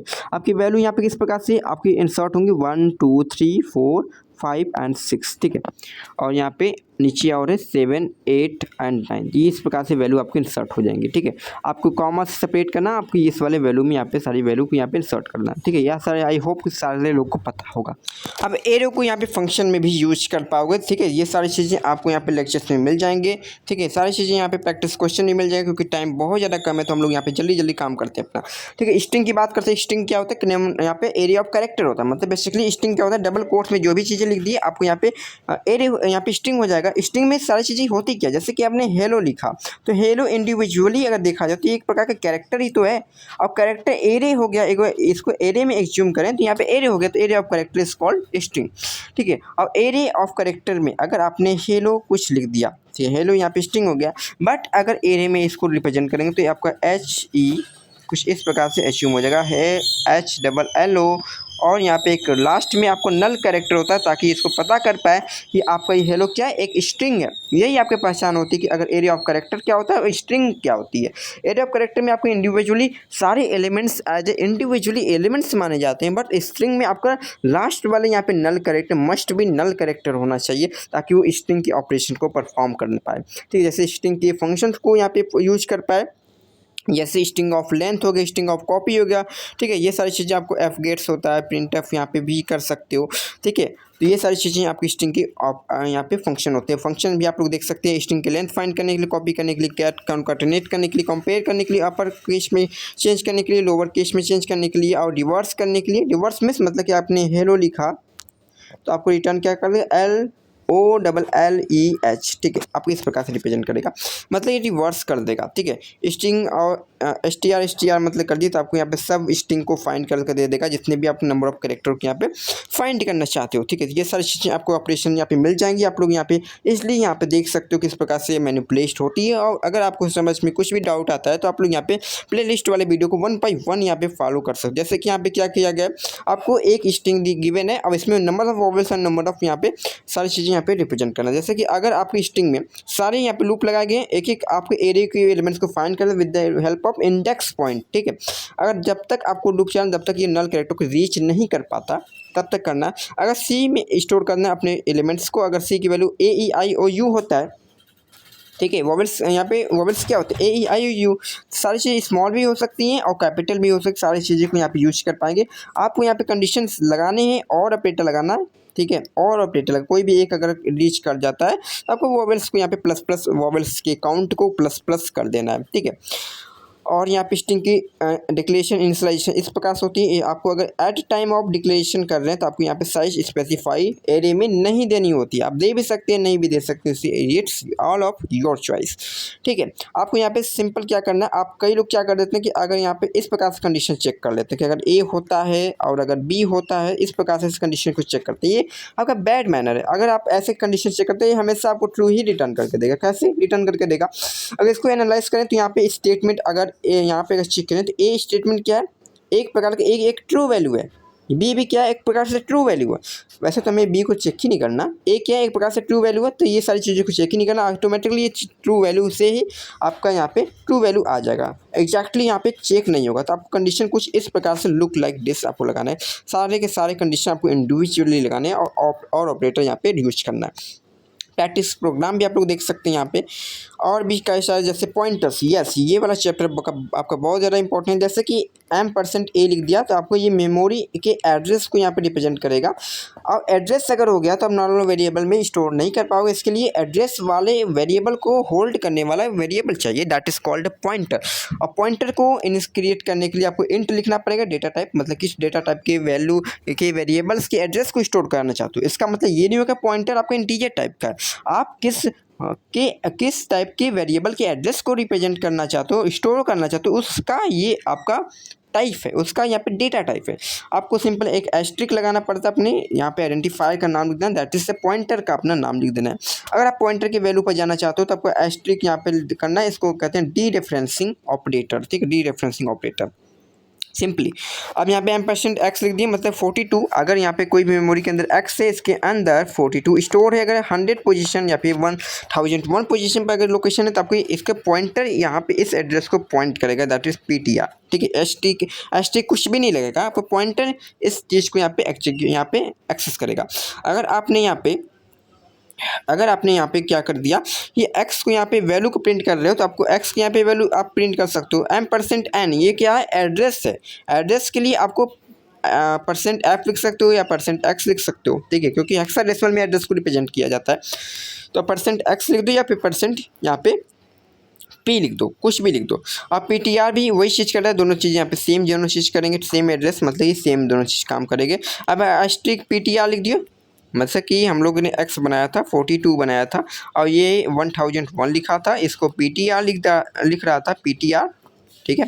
और अगर एस्ट्रिक PTR लिखना है तो एस्ट्रिक PTR इस चीज़ को यहाँ पे फॉलो करेगा, और यहाँ पे अगर X है तो X भी इसी चीज़ को यहाँ पे फॉलो करें। दोनों चीज़ें यहाँ पे सेम चीज़ें होती हैं, आपको कुछ भी यहाँ पे कन्फ्यूजन नहीं होना चाहिए। अब मॉडिफाइंग द वाई पॉइंटर मतलब मॉडिफाई मतलब वैल्यू को चेंज करना। जैसे कि आपने इसके लोकेशन पे जाके वैल्यू को यहाँ पे चेंज कर दिया तो आपको 99 यहाँ पे x में चेंज आ जाएगा, तो आपको 99 यहाँ पे स्टोर हो जाएगा, ठीक है। मॉडिफाई आप लोग कर सकते हैं पॉइंटर में। अब पॉइंटर अरिथमेटिक मतलब कि आपने एक एरे लिया, एरे एज्यूम लाइक दिस, आपका 10 हो गया, 20 हो गया, 30 हो गया, देन 40 एंड 50, ये आपके वैल्यू होगा। एड्रेस आपका 100 पोजीशन 104 18 एंड 18 1112 एंड 116 इस प्रकार से एड्रेस हो गए। अगर आपका पॉइंटर का लोकेशन इसके पॉइंट कर रहा है पीटीआर, और पीटीआर और एरे दोनों सेम चीज़ होती है। एरे में यहाँ पे M% नहीं लगाया गया क्योंकि एरे खुद भी एक, आपका जो एरे का नाम होता है वो खुद ही एक पॉइंटर होता है, खुद एक अपने बेस एड्रेस को यहाँ पे रिप्रेजेंट करता है, ठीक है। अब पॉइंटर भी आपको उसी को रिप्रेजेंट कर रहा है, तो अगर पॉइंटर भी यहाँ पे उसी चीज़ को रिप्रेजेंट कर रहा है। अगर आपको इस वैल्यू पे जाना तो क्या करना पड़ेगा, पीटीआर में +1 करना पड़ेगा।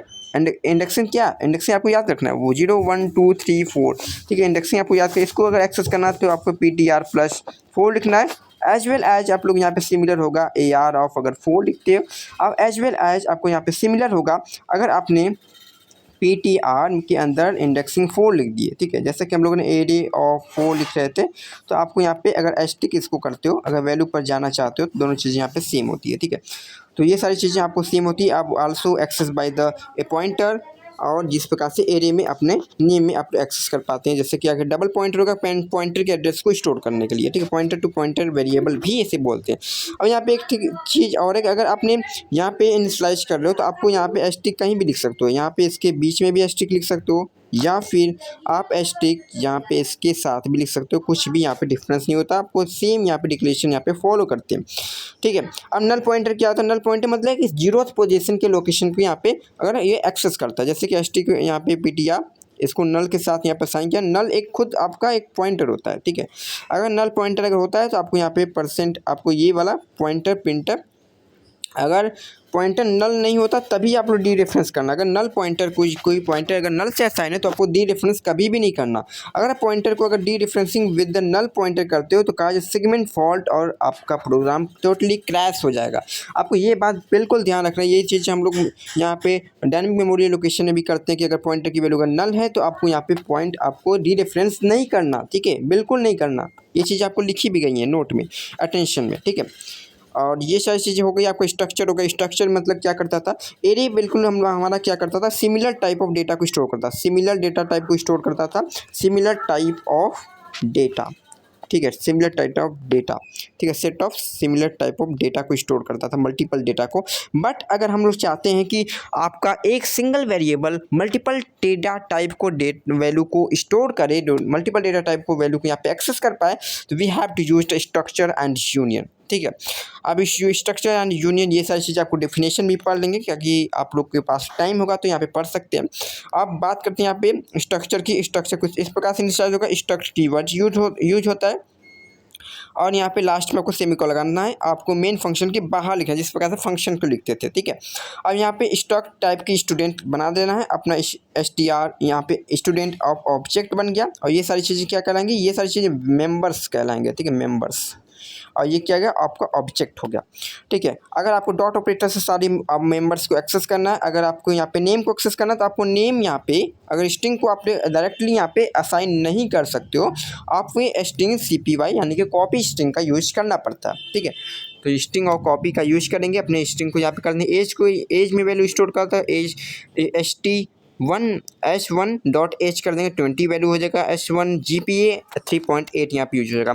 अगर आप इतना नहीं करना चाहें तो आप यहाँ पे सिंपल कर सकते हो, यहाँ पे इक्वल टू लगा दो, आपको 1 by 1 यहाँ पे वैल्यू देना। जैसे कि इसके करस्पॉन्डिंग क्या हो जाएगा, एलाइस है तो यहाँ पे एलाइस हो जाएगा, और इसके बाद यहाँ पे एज के अंदर यहाँ पे डबल कोट ही हो जाएगा, यहाँ पे 20 है तो 20 दे सकते हो, यहाँ पे अगर GPA देना है तो 3.9 दे सकते हो। दोनों चीज़ें यहाँ पे सेम है, ये लिखो या फिर ये लिखो, दोनों चीज़ें यहाँ पे सेम है, ठीक है। बस आपको यहाँ पे अगर इक्वल टू ये लिखते हो तो आपको सीक्वेंस सारे फॉलो करने पड़ेंगे, ठीक है। सीक्वेंस आपको जिस प्रकार से यहाँ पे डिक्लेयर है उस प्रकार से वैल्यू को यहाँ पे असाइन करना पड़ेगा। आपको सारी चीज़ें वैल्यू को यहाँ पे एक्सेस कर पाओगे with the help of dot operator से यहाँ पे हेल्प से यूज कर पाओगे।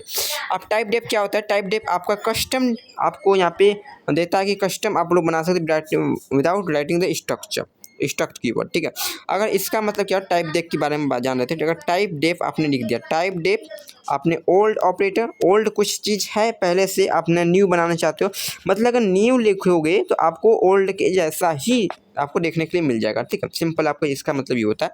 अगर आपने टाइप डेफ लिख दिया, इसका मतलब आपका स्ट्रक्ट की जगह पे आप स्टूडेंट, अगर जहाँ भी स्टूडेंट लिखेंगे तो आपको स्ट्रक्ट यहाँ पे एज वेल एज कॉपी हो जाएगा। अब इसका मतलब ये नहीं है, आप इसमें क्या करते थे कि आपने यहाँ पे वेरिएबल भी यहाँ पे ऑब्जेक्ट भी बना सकते हैं, जैसे S1 बना सकते हो, S2 बना सकते हैं। इन द केस ऑफ इसमें अगर यहाँ पे टाइप डेफ नहीं लिखा गया तो आपको यहाँ पे ऑब्जेक्ट बनाने की जरूरत नहीं है, आपको यहाँ पे ईजिली यहाँ पे बना सकते हो, ठीक है। मल्टीपल वेरिएबल्स यहाँ पे मल्टीपल ऑब्जेक्ट्स, बट अगर आपने टाइप डेफ लिख दिया तो आपको यहाँ पे ये ऑब्जेक्ट नहीं बता रहा, आपको यहाँ पे टाइप डेफ मतलब कि आपको इसका नेम बता रहा है। अब इसमें अगर टाइप डेफ लिख रहे हो और अगर यहाँ पे ऑब्जेक्ट भी बना रहे हो तो यहाँ पे आपका स्ट्रक्चर का नाम लिखना ज़रूरी नहीं होता। जैसे कि अगर आपने यहाँ पे वेरिएबल क्रिएट कर दिया S1 S2, ठीक है, लाइक दिस, आपको यहाँ पे इसका नेम नहीं भी लिखेंगे तो भी यहाँ पे चलेगा, ठीक है। तो अब सिंपल हो जाएगा। एरे ऑफ स्ट्रक्चर, आपको एरे भी स्ट्रक्चर में भी एरे बना सकते हो, ठीक है। ये सारी चीज़ें structure with the pointer with the help of the arrow operator. Arrow operator क्या करता है? एरो ऑपरेटर सेम एज आपको ये वाला काम करता है, ठीक है। सेम दोनों चीज़ें यहाँ पे सेम, कोई भी डिफरेंस नहीं है, ठीक। अननेस्टेड स्ट्रक्चर मतलब कि स्ट्रक्चर के अंदर स्ट्रक्चर लिखते हैं। यूनियन क्या होता है? यूनियन और स्ट्रक्चर दोनों चीज़ सेम है, बट यहाँ पे क्या होता है, अगर यूनियन की बात करें, यहाँ पे स्ट्रक्चर की पहले बात करते हैं। अगर आपने स्ट्रक्चर क्रिएट किया तो इसमें आपके मेमोरी लोकेशन कितनी हो गई? इसकी 50 हो जाएगा अगर 1 बाइट कंसीडर करें तो। एज के अंदर अगर 4 बाइट कंसीडर करें तो 4 हो जाएगा, और इसके 8 बाइट कंसीडर करें तो total of number of bytes यहाँ पे 62 बाइट हो जाएंगे, ठीक है। 62 बाइट्स हो जाएंगे। बट अगर यहीं पे आपने यूनियन लिखा है, ठीक है, अगर आपने स्ट्रक्चर लिखा, पर स्ट्रक्चर की बात करते हैं। स्ट्रक्चर लिखा तो आपको यहाँ पे डिफरेंट काइंड ऑफ, यहाँ पे नेम के लिए अलग हो जाएगा, एज के लिए अलग हो जाएगा, जीपी की अलग, 62 बाइट्स टोटल ऑक्यूपाई करेगा फॉर द स्ट्रक्चर। अगर आपने वहीं पे आपने यहाँ पे यूनियन यूज किया, सॉरी यहाँ पे नहीं लिखना था, यहाँ पे अगर आपने यूनियन लिखा है तो आपको यहाँ पे सबसे जो लार्जेस्ट साइज है दैट इज़ 50, तो आपको इसका साइज ये 50 ही आपको क्रिएट करेगा, ठीक है। सारी वेरिएबल यहाँ पे क्रिएट करेंगे, आपको इस 50 वालों को यहाँ पे एड्रेस को एक सेम एड्रेस को यहाँ पे यूज कर रहे होते हैं, ठीक है। तो ये आपका फंड हो गया कि difference between the type and difference between the structure and the union data type. ये सारी चीज़ें यूजर डिफाइंड डेटा टाइप होती है। एरे भी यूजर डिफाइंड डेटा टाइप होता है, ठीक है। अब स्ट्रक्चर भी user defined data type as well as. Size को इंक्रीज मॉडिफाई नहीं कर सकते, डिक्रीज और इंक्रीज नहीं कर सकते। वहीं पे अगर डायनेमिक मेमोरी लोकेशन तो आपको यहाँ पे साइज को मॉडिफाई कर सकते हो एट द रन टाइम, ठीक है। इसके पास यहाँ पे मेलोक, कैलोक और रियलोक, यहाँ पे 3 फंक्शन होते हैं to assign the memory at a dynamically, ठीक है, रन टाइम पे, ठीक है। ये सारी चीज़ें जो होती हैं आपको पहले ही बताता है स्टूडियो lib.h में ये सारी चीज़ें फंक्शन की यहाँ पे आपको मस्ट बी हैज इंक्लूड लिख कर आपको इसको यहाँ पे फाइल को इंसर्ट करना पड़ेगा, तब आप लोग यहाँ पे यूज कर पाओगे मैलोक और ये सारी चीज़ें फंक्शन को। और ये जो प्रिंट करता है ये सारी चीज़ें जो आपको रिटर्न एक प्रकार का पॉइंटर होता है जो कि वाइट टाइप का पॉइंटर होता है, ठीक है। हम लोगों ने देखा कि वाइट कुछ भी किया करता है, यहीं पे आपका असली एक्चुअल वर्क होता है वो वाइट पॉइंटर, ठीक है। यहाँ पे देखते हैं अपने किस प्रकार से मेमोरी को लोकेट कर रहा है। यस, यहाँ पे अगर n = 5 मतलब 5 साइज ऑफ इंटीजर की साइज कितनी होती है? ये कितना रिटर्न देगा? 4 रिटर्न देगा आपका। 4 यहाँ पे 5 रिटर्न हो गया, मतलब 5 × 4 डैट इज आपका यहाँ पे 20 बाइट्स की मेमोरी यहाँ पे लोकेट हो जाएगी टू यहाँ पे एस्टिक एरे, ठीक है। एस्टिक एरे भी लिख सकते हो, एरे भी लिख सकते हो, यहाँ पे जनरली पॉइंटर नाम लिखते हैं, ठीक है। PTR पॉइंटर होता है। अब ये सारी चीज़ें जो मैलोक रिटर्न करेगा वाइट टाइप का यहाँ पे रिटर्न करेगा, बट हमें टाइप कास्ट करना पड़ेगा ताकि हम लोग इंटीजर वैल्यू को यहाँ पे इंसर्ट करना चाहते हैं। तो टाइप कास्ट करने के लिए जिसमें भी आपको टाइप कास्ट करना है तो आपको यहाँ पे लिख देना, तो आपको टाइप कास्ट हो जाएगा, वाइट टू इंटीजर हो जाएगा। वाइट की यही खास बात होती है, वाइट सारी चीज़ की वैल्यू को, सारी टाइप की वैल्यू को ले लेता है, बट आप फर्दर अगर यूज करना चाहते हो तो टाइप कास्ट करके यूज कर पाओगे, ठीक है। तो ये सारी चीज़ें आपको यूज करना है। तो यहाँ पे इस प्रकार से एरे को यहाँ पे पॉइंटर के साथ डील करते हैं, उस प्रकार से पॉइंटर के साथ डील करेंगे। और यहाँ पे नल के साथ जरूर चेक करना है, क्योंकि अगर वैल्यू आपकी पॉइंटर के साथ असाइन है नल से तो आपको यहाँ पे पॉइंटर अगर आपने डी रेफरेंसिंग किया तो आपका प्रोग्राम क्रैश हो सकता है, ठीक है। कैरो के लिए भी वही चीज़ होता है, बस इसका आपका इनिशियलाइजेशन फॉर्मेट बदल जाता है कि अगर आपका इसमें एक चीज़ होता है कि अगर आपने मेमोरी को क्रिएट कर दिया तो आपकी सारी वैल्यू यहाँ पे 0 से इनिशियलाइज हो जाएंगी ऑटोमेटिकली। अगर अपना मैलोक है तो आपका किसी भी गार्बेज वैल्यू से असाइन हो सकती है या भी नहीं भी हो सकती है, ठीक है। बट यहाँ पे सारी वैल्यू यहाँ पे 0 से असाइन हो जाती है। रियलोक की मतलब कि आपने पहले ही अपने मैलोक और कैलोक का यूज करके अपने मेमोरी डायनेमिकली एलोकेट कर लिया है, तो आपको उस मेमोरी को अगर मॉडिफाई करना है तो आप लोग यहाँ पे यूज कर सकते हो रियलोक फंक्शन की। रियलोक में आपका पुराने वाले का यहाँ पे पॉइंटर देना है, आप यहाँ पे चाहे तो नए वाला पॉइंटर भी बना सकते हैं, बट अगर आप उसी में स्टोर करना तो आपको दैट्स इट, आपका यहाँ पे सेम भी हो सकता है।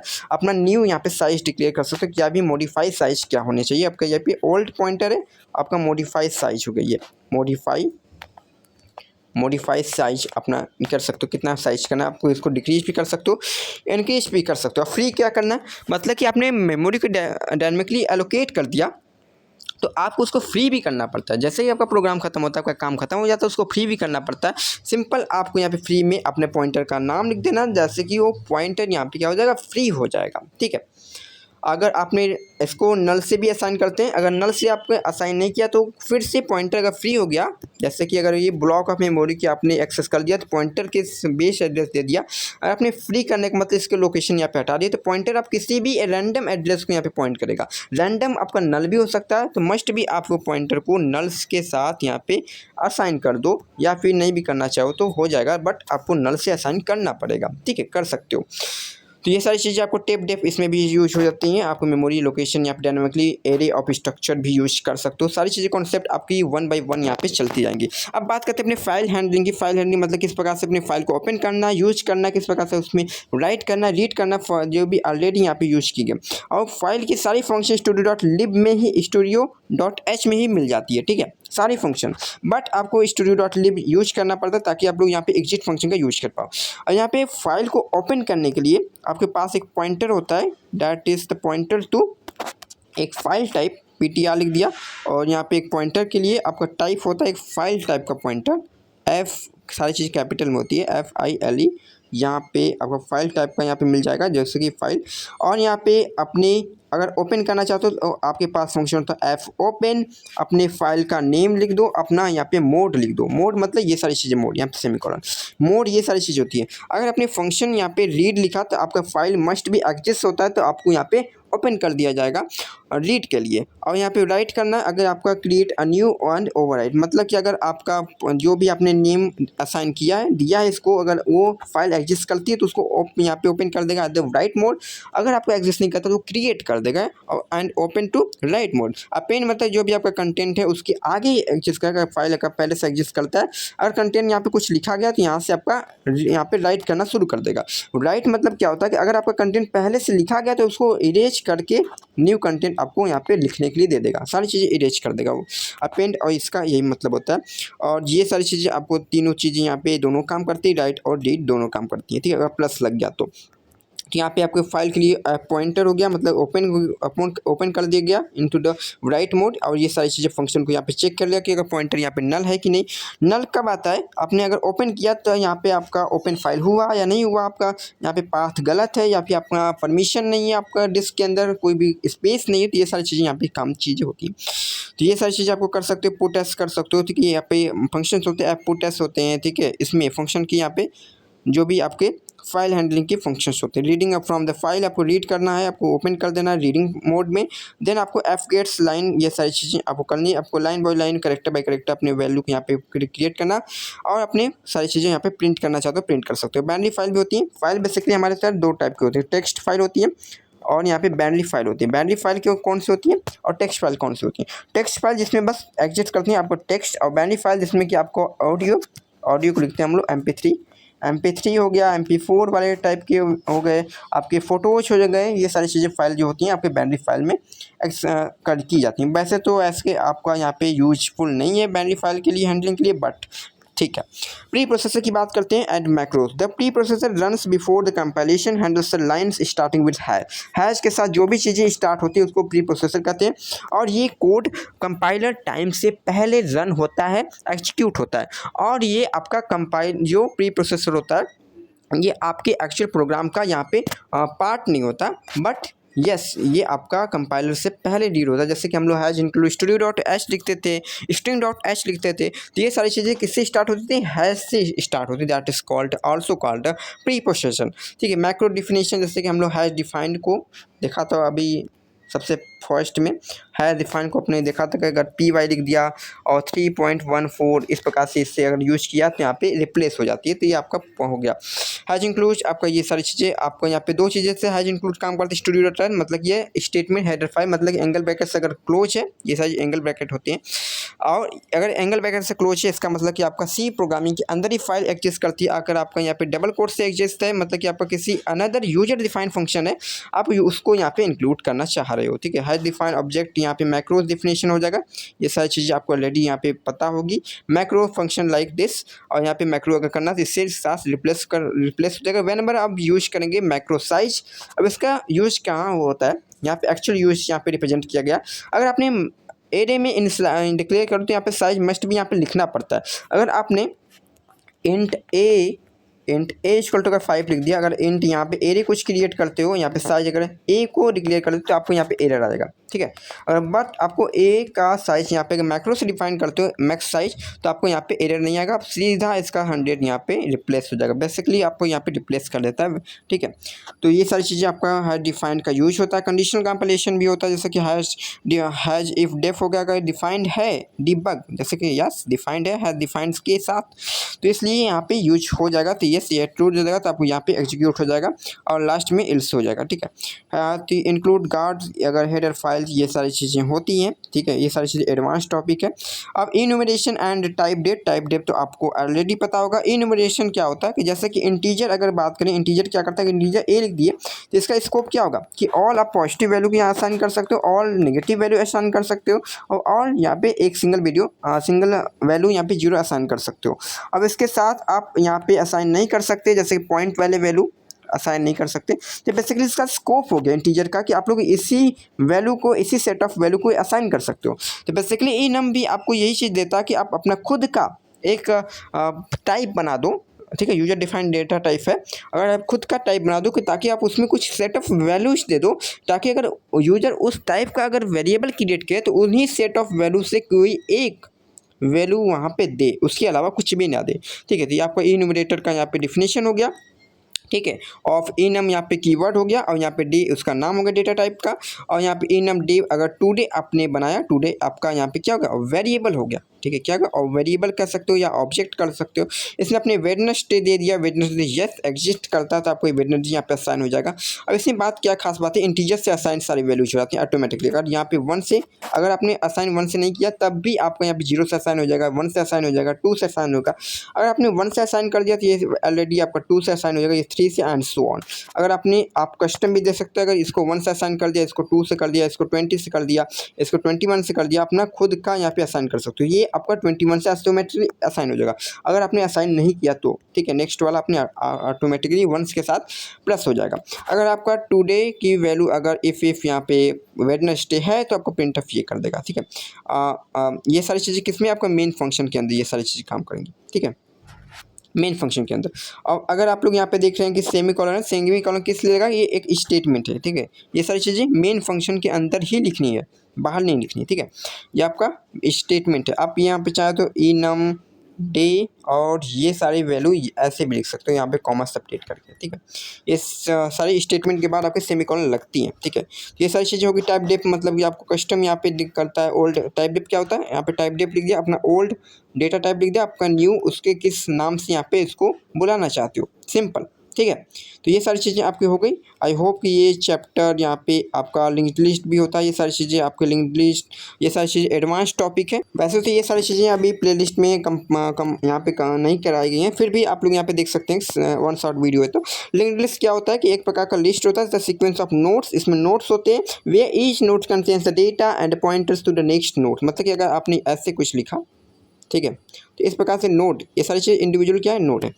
अब नोट के अंदर यहाँ पे 2 चीज़ होती है, ठीक है। नोट के अंदर यहाँ पे 2 चीज़ होती है, कंटेंट्स द डेटा, मतलब कि आपके नोट के अंदर कुछ डेटा होगा, और नेक्स्ट का यहाँ पे पॉइंटर होगा। नेक्स्ट का पॉइंटर मतलब इसका एड्रेस होगा, इसका एड्रेस 100 है, इसका एड्रेस अगर मान लो तो यहाँ पे 4 है, 104 है, तो ये आपका नेक्स्ट पॉइंटर एड्रेस, इसको यहाँ पे एड्रेस, इसका एड्रेस यहाँ पे स्टोर करके रखा हुआ है। वही साथ इसके भी अगर इसमें कुछ भी वैल्यू है data, for example let's say अगर 25 है, तो अगर यहाँ पे अगर एड्रेस इंसर्ट करेगा, फॉर एग्जाम्पल अगर 102 है, इसका एड्रेस, तो इसका यहाँ पे एड्रेस यहाँ पे 102 यहाँ पे इसका नेक्स्ट एड्रेस यहाँ पे रखता है। तो आप लोग इजीली फाइंड आउट कर सकते हो नेक्स्ट इसका क्या होगा। तो इसको कनेक्ट करते हैं ताकि नोड स्ट्रक्चर टाइप डेफ, इस प्रकार से स्ट्रक्चर को और नोड को यहाँ पे क्रिएट करते हो।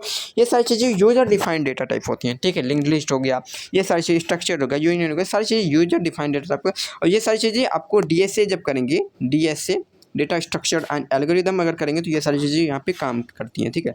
स्टैक की किस प्रकार डिजाइन करते हैं, क्यों किस प्रकार डिजाइन करते हैं, ठीक है। और क्रिएटिंग किस प्रकार से स्ट्रक्चर, यहाँ पे अगर स्ट्रक्चर नाम का अगर नोड क्रिएट होगा तो इसमें क्या क्या होना चाहिए, डेटा होना चाहिए, डेटा इंटीजर टाइप का होना चाहिए, एक स्ट्रक्चर खुद का एक यहाँ पे नेक्स्ट होना चाहिए, दैट इज कॉल्ड, इसको क्या कहते हैं, नेस्टेड स्ट्रक्चर हो गया। और उसी टाइप का एक नेक्स्ट यहाँ पे बनाया गया, ठीक है। यहाँ पे क्या बनाया गया, एक प्रकार का पॉइंटर बनाया गया, स्ट्रक्चर ऑफ नोड के टाइप का एक पॉइंटर नाम नेक्स्ट है, ठीक है। अब यहाँ पे नोड लिखा गया, मतलब कि आप इस चीज़ें ताम झाम को, पूरे ताम झाम को नोड ही बोलकर पुकारना चाहते हो, इसका मतलब ये, क्योंकि टाइप डेफ लगा है, ठीक है। तो आपको नोड के साथ, नोड मतलब क्या हुआ, ये सारी चीज़ें, नोड मतलब यहाँ पे अगर नाम लिख दिया, क्योंकि यहाँ पे लिखा गया नोड टाइप डेफ लिखा गया, तो यहाँ पे सारी चीज़ें क्रिएट नोड, आपका एक नोड एक ऑब्जेक्ट क्रिएट हो गया जिसमें कि इंट वैल्यू, ठीक है, इंट आपने वैल्यू दे दिया, जो कि डेटा यहाँ पे जो भी असाइन है इंट डेटा, ये सारी चीज़ें असाइन हो जाएगी। और नोड यहाँ पे एस्ट्रिक से यहाँ पे आपका जो भी आपका वेरिएबल यहाँ पे क्रिएट कर दे, ऑब्जेक्ट ये भी क्रिएट कर सकते हो या फिर वेरिएबल। आपको यहाँ पे क्या है, ये टाइप कास्टिंग की गई है, मैलोक यहाँ पे डायनेमिक मेमोरी लोकेशन करके मैलोक करके आपको यह टाइप कास्ट किया गया। ये आपका पॉइंटर एरो ऑपरेटर, इसका मतलब क्या हो कि आपका एन हो गया और यहाँ पे डॉट डेटा, ठीक है, क्योंकि सारे स्ट्रक्चर के मेंबर्स को डॉट से रिप्रेजेंट करते हैं। तो ये इसका वैल्यू क्या होगा, इसका मतलब आपको वही होगा, इसके अंदर अपने वैल्यू को यहाँ पे स्टोर करना चाहते हो, बस इसका यही मतलब है, ठीक है। ये सारी चीज़ें आपको ये आपका फंक्शन हो जाएगा, ठीक है, किसी भी चीज़ को यहाँ पे फाइंड करने के लिए, प्रिंटर लिस्ट करने के लिए, ये सारी चीज़ें आपकी होती है, काफ़ी सारी एडवांस है। अगर डिलीट अप नोड, मतलब कि अगर आपका कंडीशन यहाँ पे डिलीट किस प्रकार से करोगे, यहाँ पे नोड है तो आपका अगर यहाँ पे कुछ लोकेशंस है, इसको हम लोग नाम सीधा सिंगल नाम देते हैं, इसका अगर 1 लोकेशन, इसका 2 लोकेशन, इसका 3 लोकेशन है, तो इसका नेक्स्ट वाले यहाँ पे 2 लोकेशन यहाँ पे इसके पास होगा, कुछ डेटा होगा, फॉर लेट्स से अगर ए डेटा कर देते हैं, इसमें बी डेटा कर देते हैं, इसमें 3 कर देते हैं। अब इसके कुछ यहाँ पे सी करते हैं, इसको नल के साथ असाइन कर सकते हैं, मतलब इस नल कर रहा है। और सपोज इसको यहाँ पे डिलीट करना है, तो डिलीट करने का मतलब है कि इसका कनेक्शन इसके साथ बनाना पड़ेगा, इसका कनेक्शन इसके साथ हटाना पड़ेगा, मतलब इसके एड्रेस को यहाँ से, इसके एड्रेस को हटा कर इसके 3 के साथ ज्वाइन करना पड़ेगा, तो बस आपका डिलीट हो जाएगा नोड, ठीक, सिंपल। तो आपको यहाँ पे हेड को यहाँ पे क्या करना है, बस आपको चेंज कर देना, ठीक। तो ये सारी चीज़ें होती है। बिग प्रॉब्लम्स, प्रोग्राम कलेक्शन भी होती है, सिंपल कैलकुलेशन किस प्रकार से बनाओगे, ये केस, ये सारी चीज़ें आपको बना सकते हो, ठीक है। ये आपके रेंज का है, ये आप बना सकते हो, ठीक है। स्टूडेंट ग्रेड सिस्टम भी आपका ये बना सकते हो, ठीक है। आप नंबर गेम भी बना सकते हो, बस आपको यहाँ पे एक आपका ये सारी चीज़ें रैंडम का ये सारी चीज़ें इंक्लूड करनी पड़ती है, बस बना सकते हो। बबल सॉर्ट आपका किस प्रकार से एरे को सॉर्टिंग कर सकते हो इन द असेंडिंग ऑर्डर और डिसेंडिंग ऑर्डर, ये भी आप कर सकते हो, ठीक है, डिफरेंट काइंड ऑफ एल्गोरिदम को यहाँ पे अप्लाई करके, ठीक है।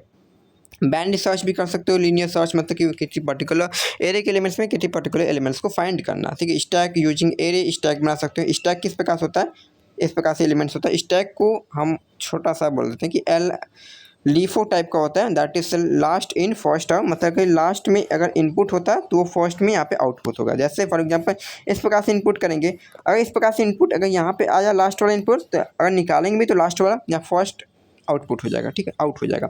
और फाइल बेस्ड कंट्रोल बुक्स, ये सारी चीज़ें आपकी होती है। कंट्रोल एरर्स एंड डीबगिंग, अगर कहीं भी आपका एरर आता है तो एरर भी आप कंट्रोल कर सकते हो in the form of debugging, ठीक है। सिंटैक्स, अगर आप सेमीकोलन अगर आता है तो आपका सिंटैक्स एरर होता है।